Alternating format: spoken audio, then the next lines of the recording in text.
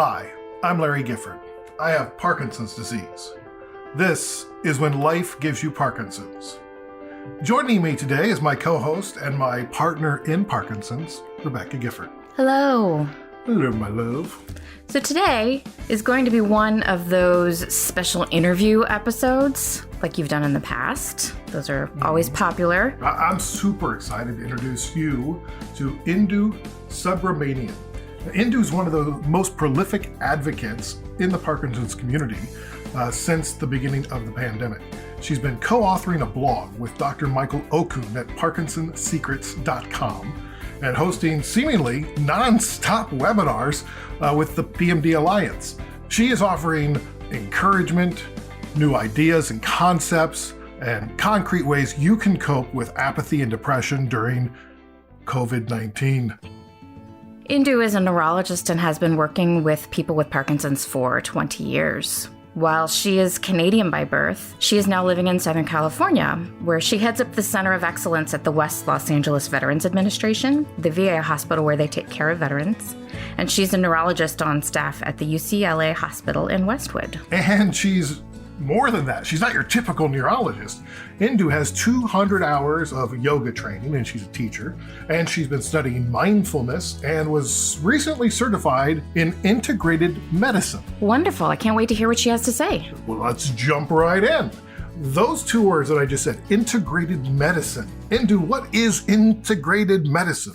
Yeah, so integrative medicine is sort of the borderland between Western, I guess, conventional Western approach to medicine, which I learned in medical school, and sort of these alternative or complementary therapeutic approaches, some systems of medicine like Ayurveda, traditional Chinese medicines, things like that, and the types of therapies that come along with them.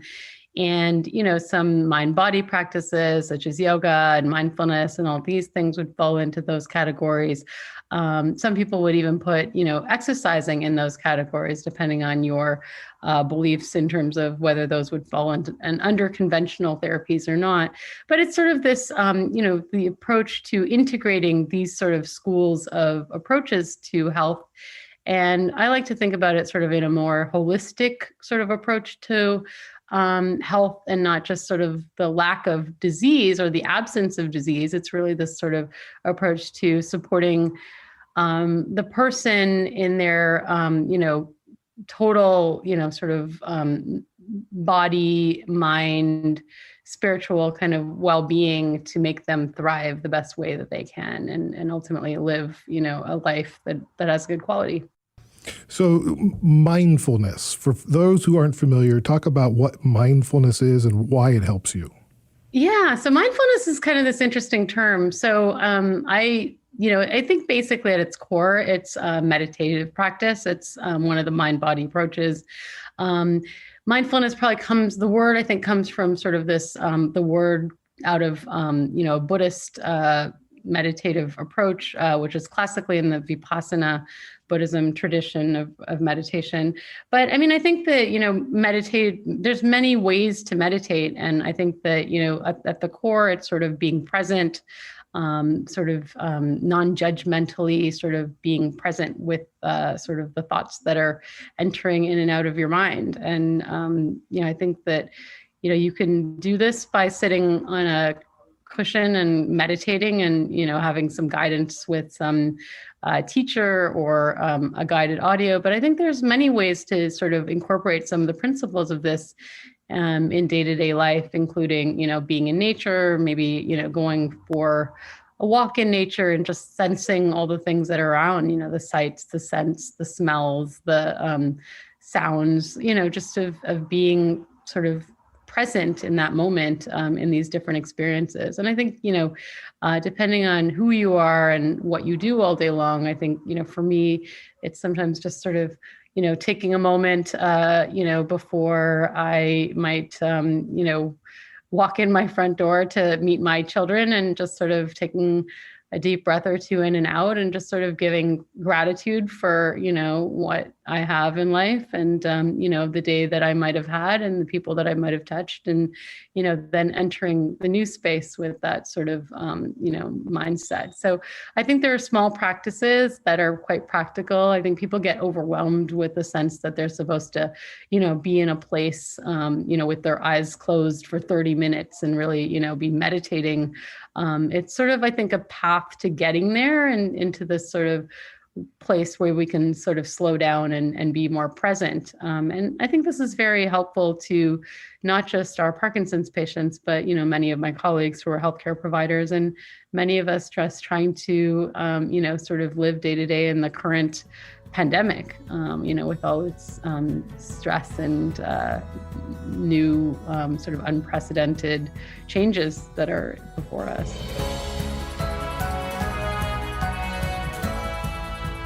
What I love about what she offers is that she's reminding us that mindfulness takes many forms. It doesn't have to be meditation. You and I have meditated for years, but it doesn't have to be a meditation practice. It doesn't have to be a yoga class or daily yoga.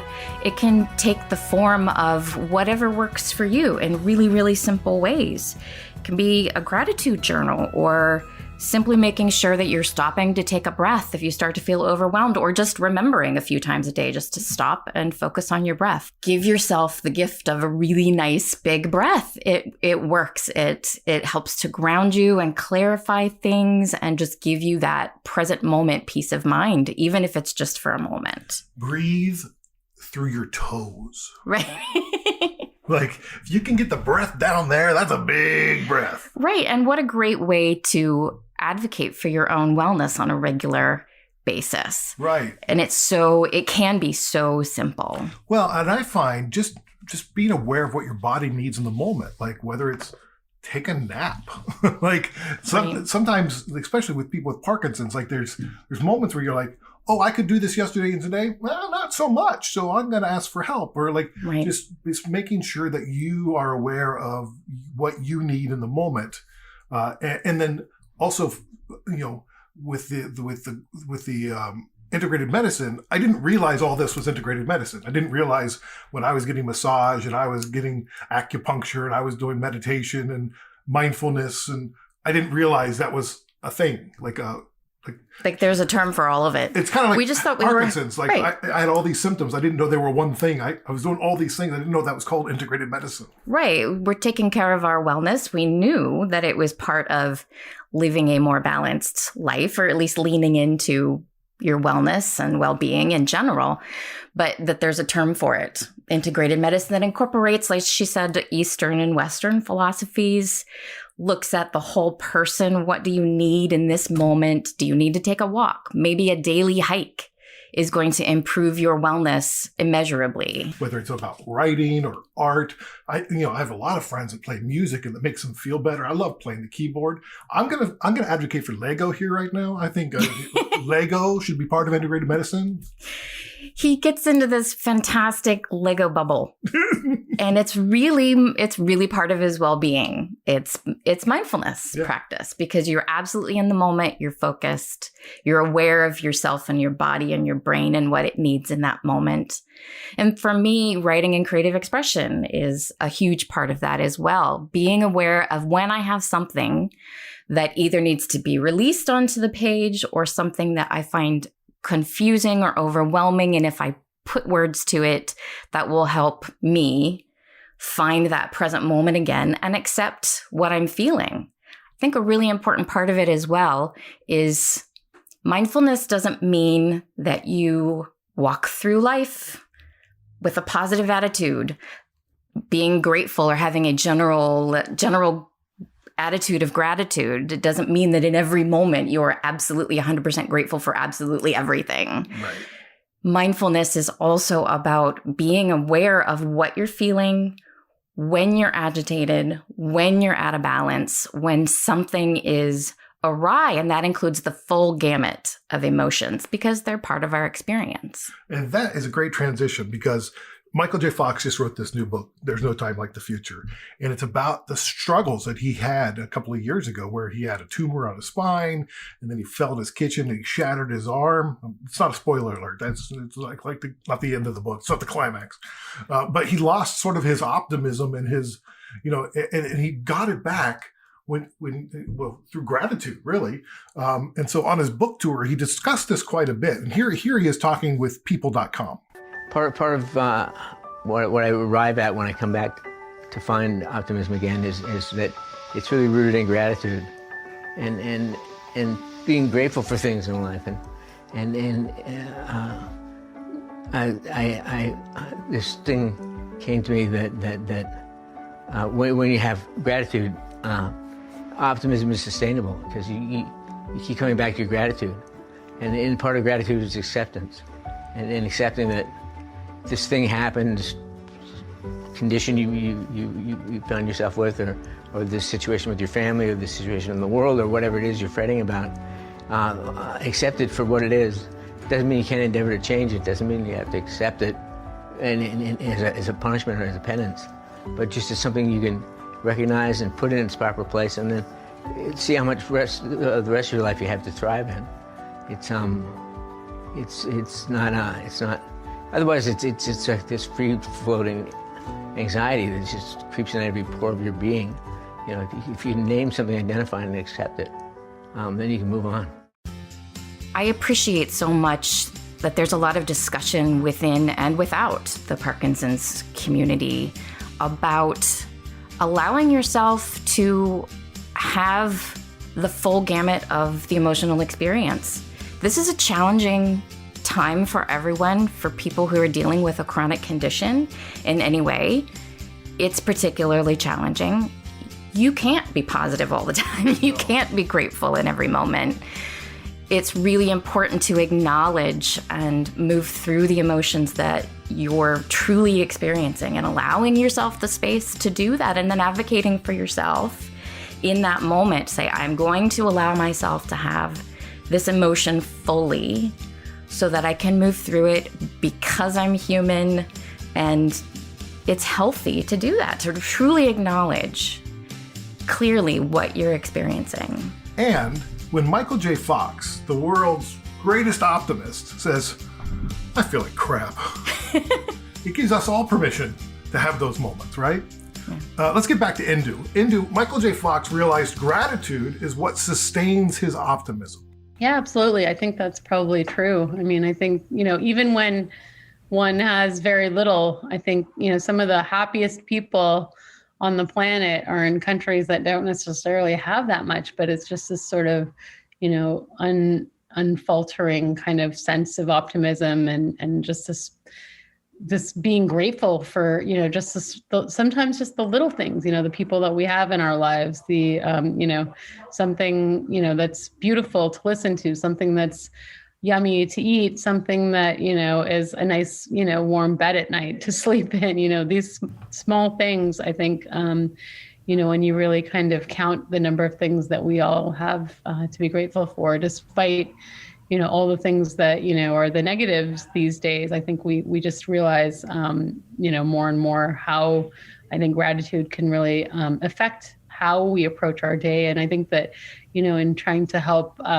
people in my life, and this isn't just, necessarily my patients. I do some speaking to our medical students, to our residents, my colleagues, to prevent burnout. And I think one of the most powerful things you can do is to start your day with just writing down, 3 things that you're grateful for. And that can really set the tone for, a very different day than if you just jumped out of bed and ran off to, start your day. So these are very powerful things. You can even have gratitude for Parkinson's.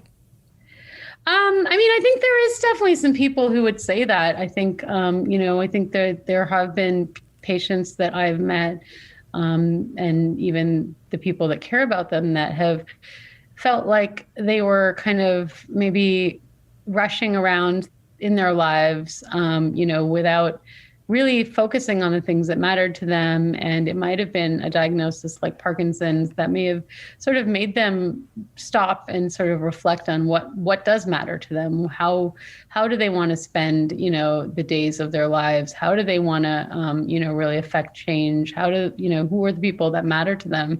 And so I think that sometimes this type of diagnosis can really make a person reframe, what matters and how they're going to live. And, the beauty of that is that, I think, again, I tend to be an optimist. I think it's a very treatable disorder. I like to, sort of develop a relationship in many of my patients I've now had for 20 years. I think that sort of this is a journey that I will be, being along with them on this road. And, I think that using this sort of, approach that is transformative, with this diagnosis, I've seen before me, sometimes people who, had relationships that were really negative, or a job that was just really, very much not something that was a real purpose to work around, transform that and take this diagnosis as a reason to make serious changes that have, I think, in the end, really served them well for the rest of their lifetime, and really changed their quality of life in a very positive way because they got Parkinson's. It's amazing. Like, I wouldn't be talking to you had I not gotten Parkinson's. So how about that? When we talk about integrative medicine and Parkinson's, how are you using it, and how are people responding to it?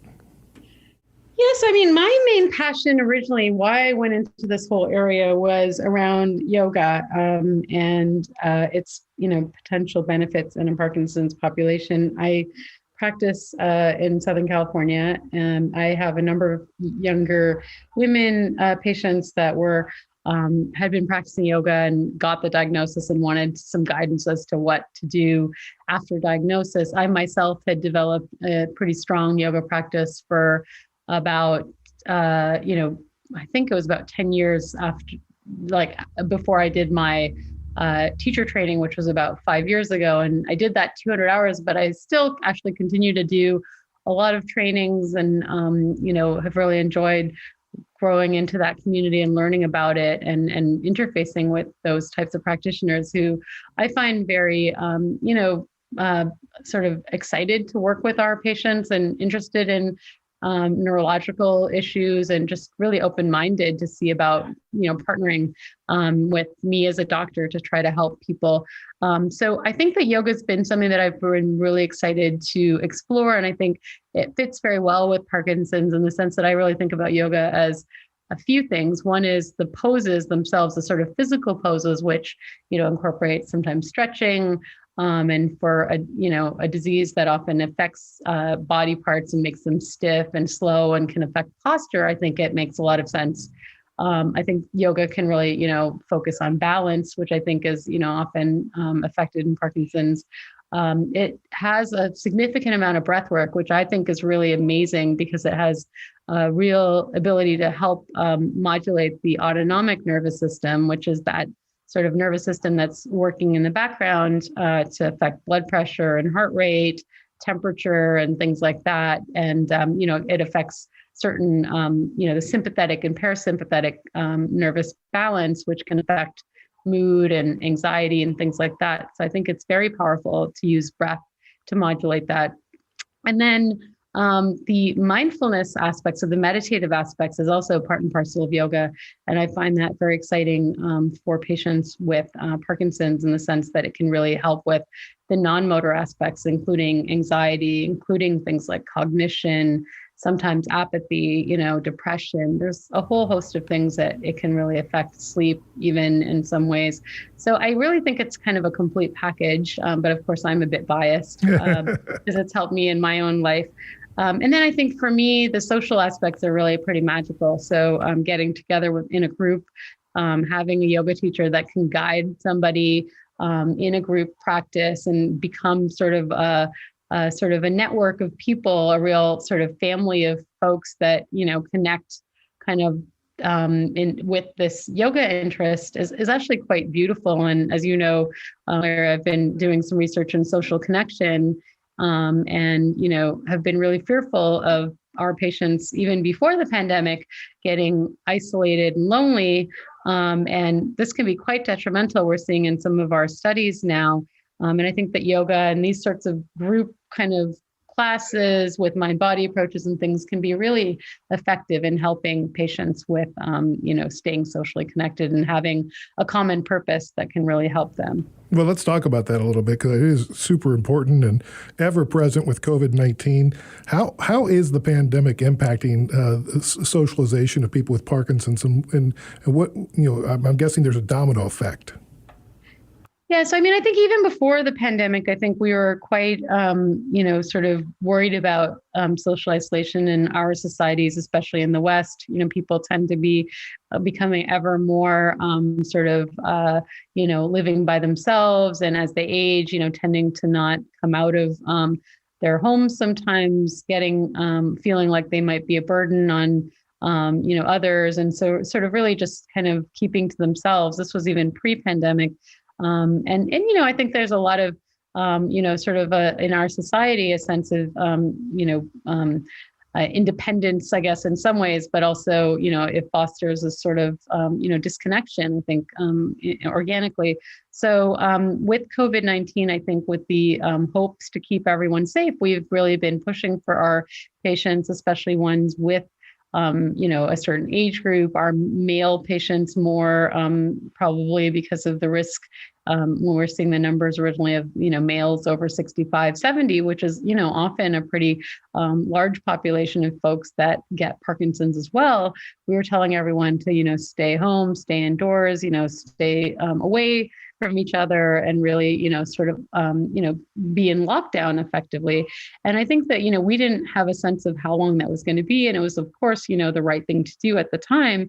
But then now that we're months into this and really thinking about, what is the residue of this sort of isolation in our patients, and how is the derailing of our patients in their support groups, the derailing of our patients in their exercise classes, their yoga groups, now that these people are, effectively really, not getting this sort of social connection, how is it affecting them, and what can we do to sort of keep people connected? And so the question is, we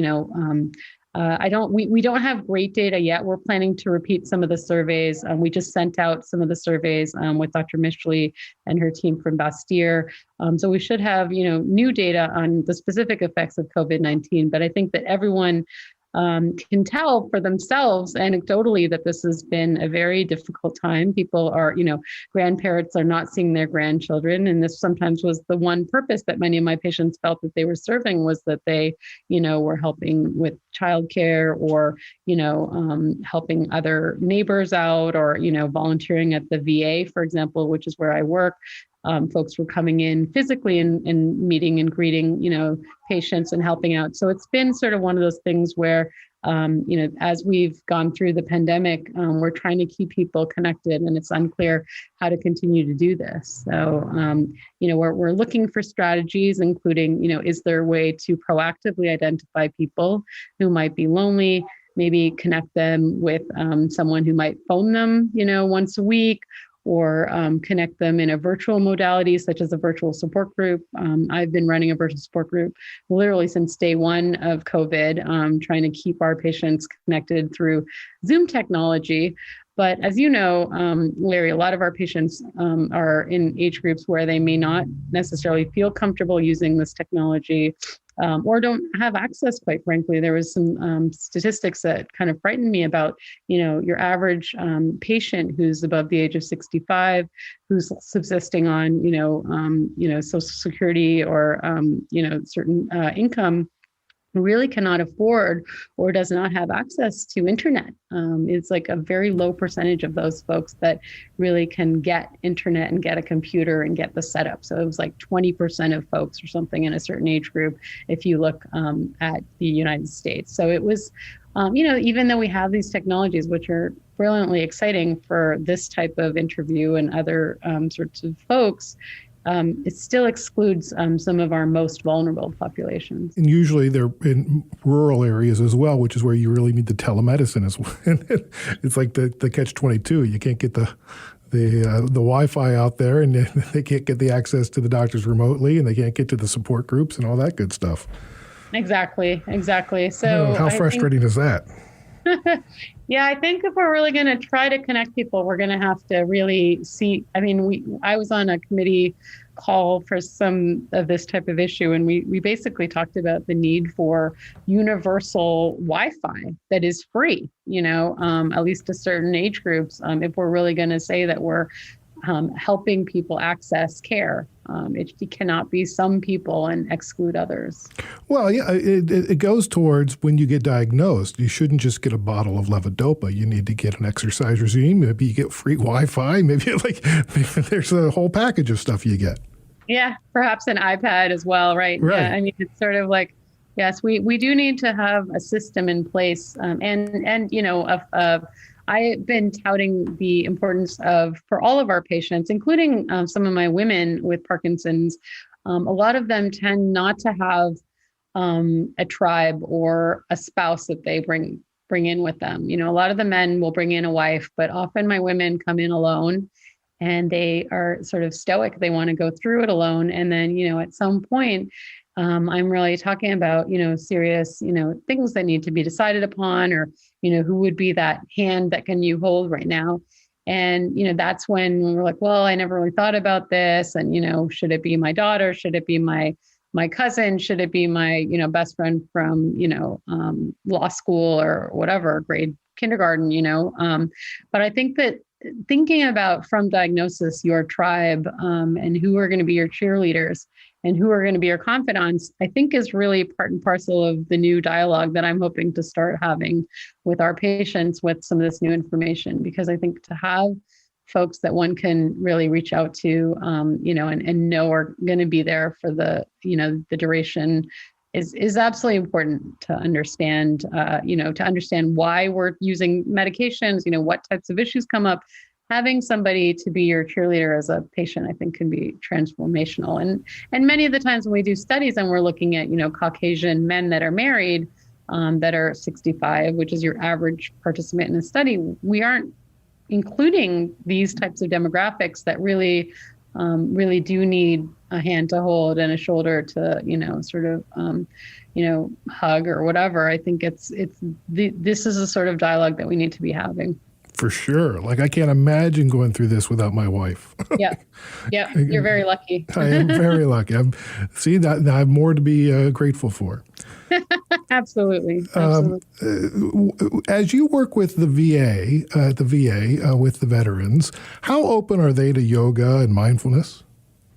So you'd be surprised. So the VA itself has this, it's a system of health called the whole health approach. And they basically have been doing some pretty amazing things where they are trying to, think about all of these approaches that we've talked about: yoga, mindfulness, acupuncture, health coaches, and, using sort of really just lifestyle approaches with the sense that the patient is in the middle, and that all of these things that make the patient, thrive, including their social network, including diet, nutrition, sleep, exercise, all of these things are in circles around them and need to be kind of,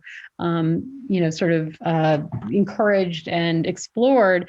And so they actually have this unique kind of system of approach to health that is rolled out throughout the VA, and actually are paying for, acupuncturists and some of the yoga teachers and things like that to be working with our patients. So they've been pretty open-minded. And then, with respect to the veterans themselves, it's kind of fun to be that hat that I wear in my VA clinics is kind of fun, because a veteran will start sort of, it'll be somebody who is, 82 years old, and you start talking about the medication, and they may ask you sort of just as a taste, like, what do you think about this, taking vitamins or whatever. And then, if you give them an intelligent answer, the next question, it leads down this path. And then they actually tell you, well, actually, doc, I'm really interested in this approach, and I've been doing this in my life for the last 15 years and meditating like this, or, doing this type of, yoga or this type of, approach. And if you don't really have the time and look like you're interested in hearing about it,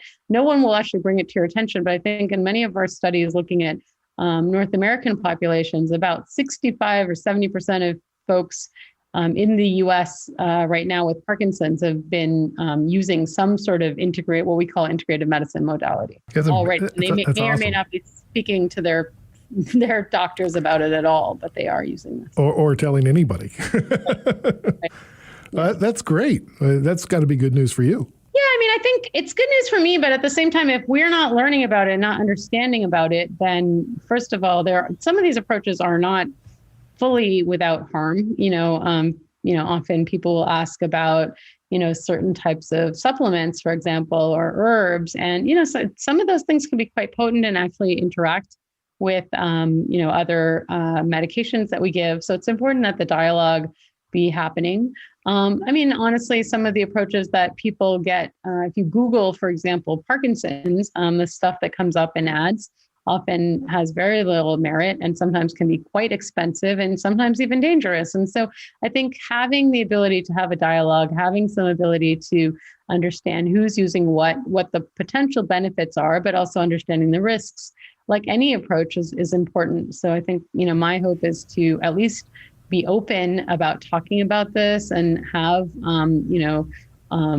patient advocacy organizations that are open to the dialogue as well, so that they can put up, reasonably filtered information in a place and really sort of have, patients feel like they can be open with their providers so that we can, not ultimately have harm being given. Because interestingly, things like stem cells are in this, realm of integrative medicine in some situations. And some of those, patients can get, $10,000 of some dangerous cells, injected into some random body part if they, travel to a place and end up, possibly causing harm. So, I think just the notion that something's alternative or complementary or integrative in and of itself doesn't make it necessarily, something that I would approve. I think, we have to enter into these things with the lens of, open-mindedness, but also a sense of, at the very least, not wanting to be harming anyone, and certainly don't want to have patients, being told that there's a cure as long as they sign up and pay this much money. Anything that sounds too good to be true usually is too good to be true. And, certainly, if somebody's going to ask you to pay a lot of money for something that's not actually FDA approved or, only available in a foreign country or something, then we should really be, talking to our providers and getting a sense of whether this makes any sense or not. And that's why it's important to have somebody, it's sort of your buddy, whether it's your partner or your friend or your cousin or whatever. Even if you're not comfortable talking to your doctor about things before you make decisions, bounce it off these people at least. Yeah, I think so. And even the advocacy, I think organizations can be quite helpful too. Like, the ones that are in Canada and throughout. I think, there's some bigger ones that are very, very good that have, patient safety and their advocacy is the number one focus. And I think those are, reasonable to, at least start a dialogue before one, does entertain sort of an aggressive or kind of a sort of a last ditch approach, or, so there's sort of a desperation sometimes when people get these diagnoses and they're willing to try anything. But I think, again, one should really weigh the risks and the benefits pretty well. And I think there's enough of us now that are starting to be in this sort of borderland between the integrative medicine side of things and, standard approaches that I think we, are trying to filter out the information and get this sort of needed information out and do some good, review articles and things like that, so that people can feel like there's, some open-minded, state of the art sense of what we think is reasonable.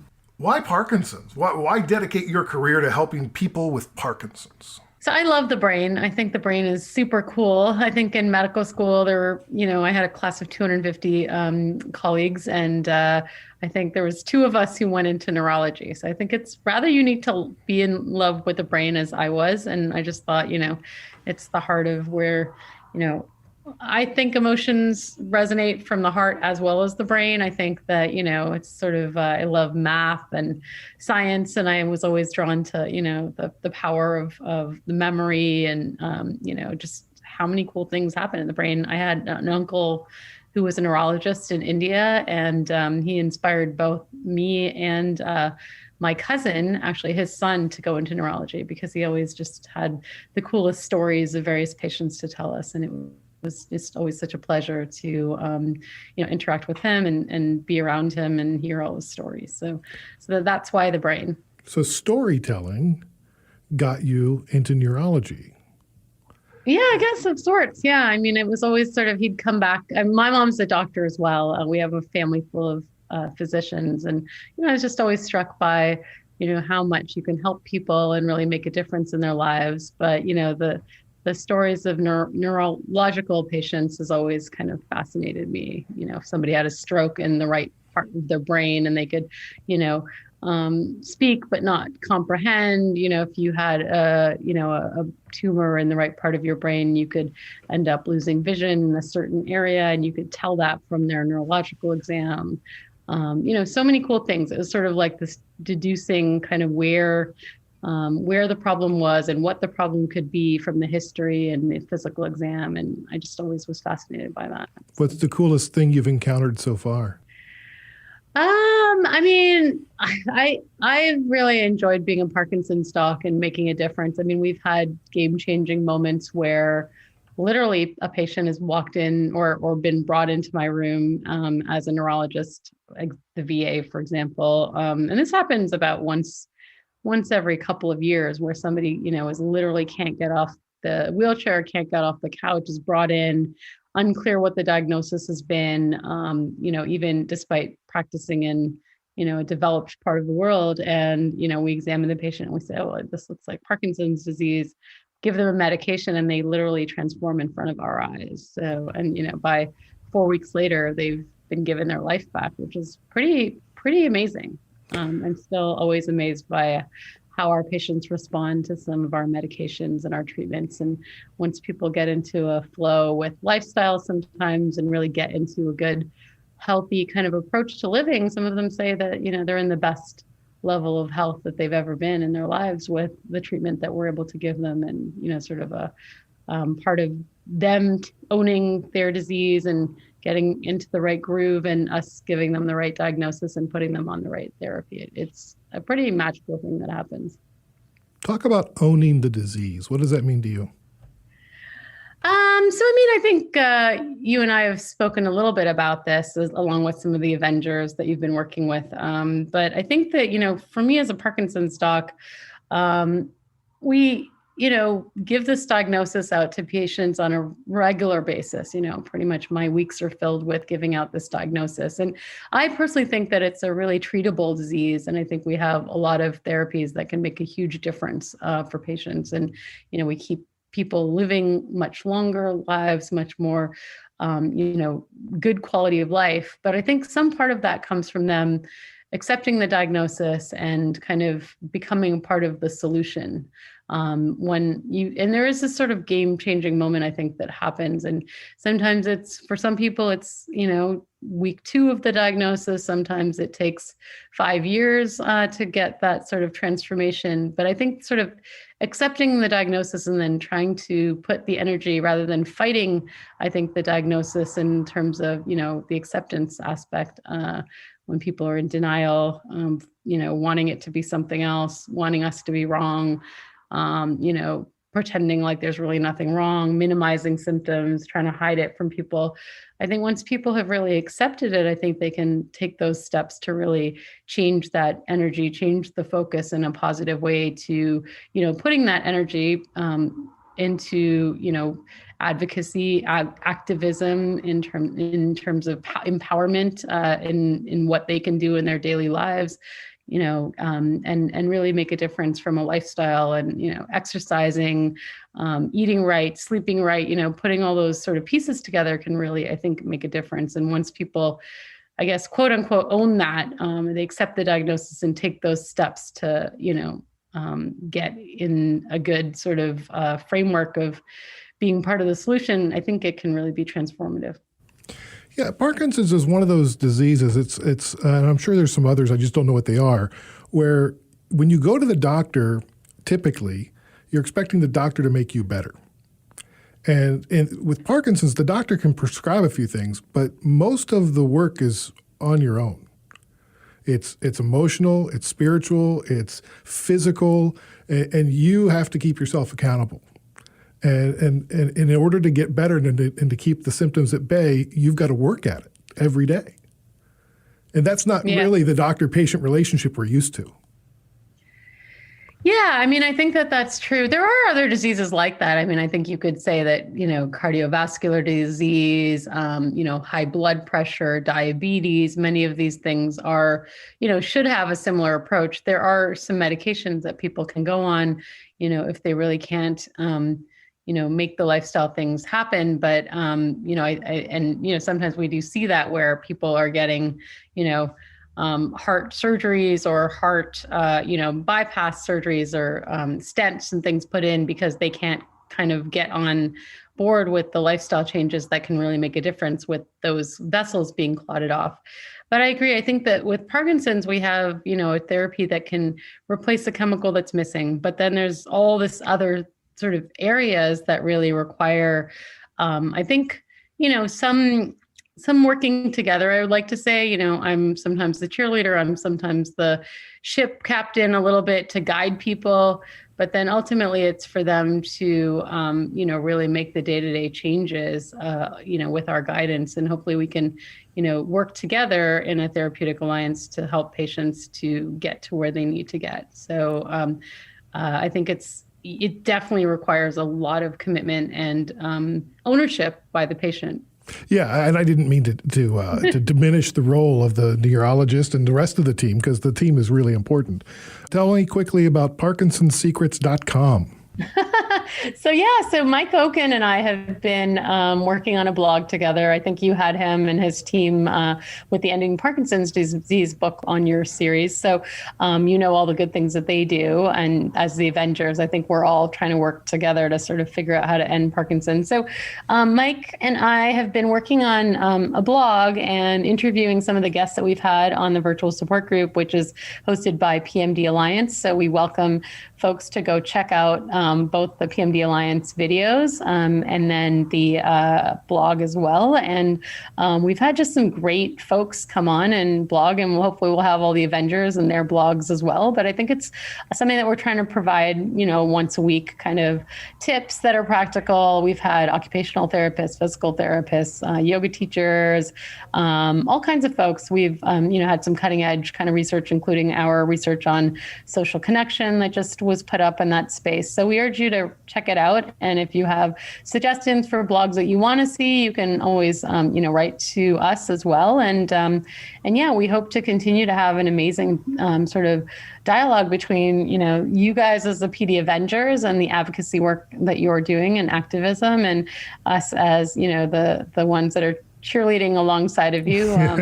And hopefully, we can work together to really change sort of the dialogue for our patients and really make a difference in some of these relatively, I still feel are such low-hanging fruit, some of the interventions that you guys have embarked on, things like getting rid of paraquat, getting rid of, certain other chemicals that are in the environment, trying to figure out how we can get every country in Africa access to, the most basic of Parkinson's medications. It seems kind of ludicrous that we're still even talking about these super basic things. But, I think ultimately working together, is the way. And I think that, when we look at things like silver linings of getting a diagnosis such as Parkinson's, there's also silver linings of a time frame like COVID-19, in the sense that I think it's made us all kind of slow down and stop and think about, how we can best use our energy and our time and our,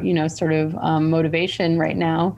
And I think that for me, it's been about, partnership and collaboration and trying to, help others with the good work that they're doing, and to work together to really, make a difference and share some of this knowledge that I think we can all do now and disseminate very quickly and easily, given some of the technology that we have before us.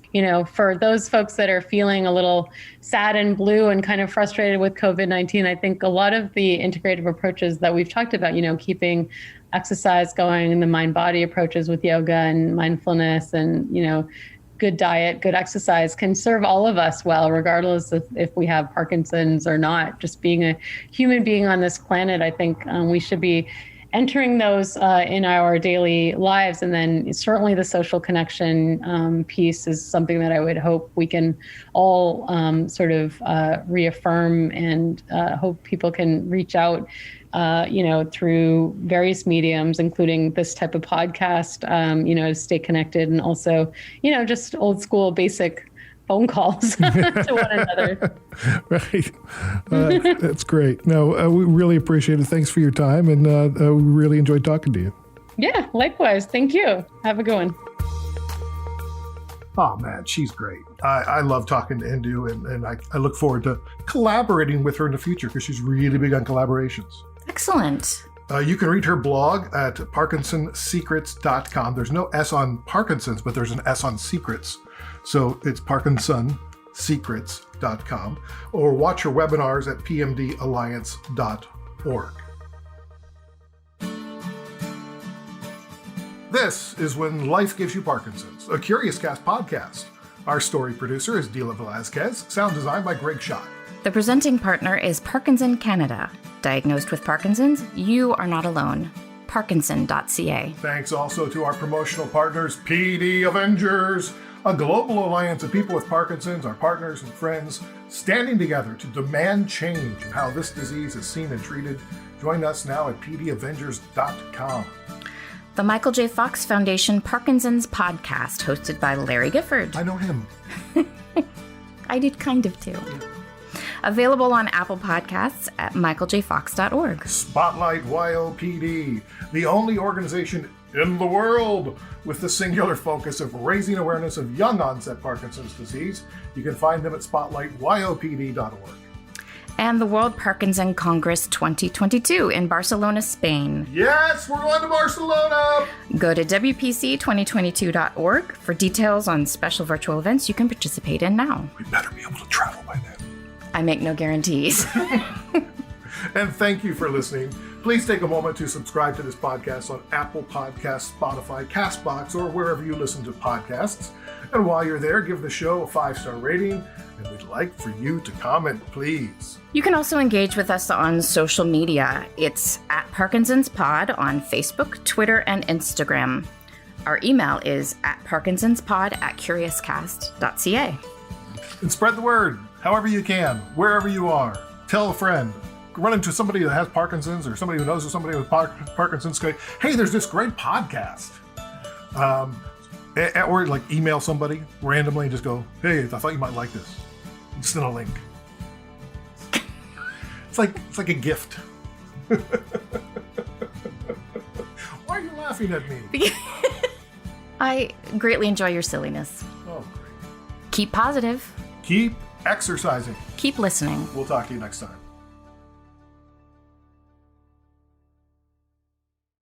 Canada may be known for its landscapes and friendly people, but beneath the surface lies a darker side of crime, history, and the paranormal. Since 2017, the award-winning Dark Poutine podcast has explored the shadowy corners of the Great White North and beyond, delivering chilling tales from a uniquely Canadian perspective. Hosted by Mike Brown and Matthew Stockton, with over 300 episodes and fresh releases every Monday, Dark Poutine is your weekly ticket to the creepier side of Canada. Listen to Dark Poutine on Apple, Spotify, Amazon Music, or wherever you get your podcasts.